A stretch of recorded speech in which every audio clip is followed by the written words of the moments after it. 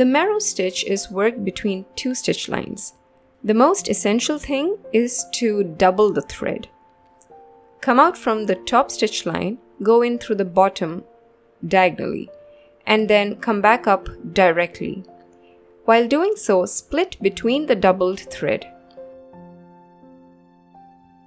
When you pull out, the V shape gets formed on its own. Check the back side to see vertical stitches. This is a great stitch to work on edgings of blankets. Let me know if you like this stitch. Don't forget to check out our bookstore with ebooks for learners at different levels. The link is given in the description. This is Sarah from Sarah's Hand Embroidery. Thank you for watching.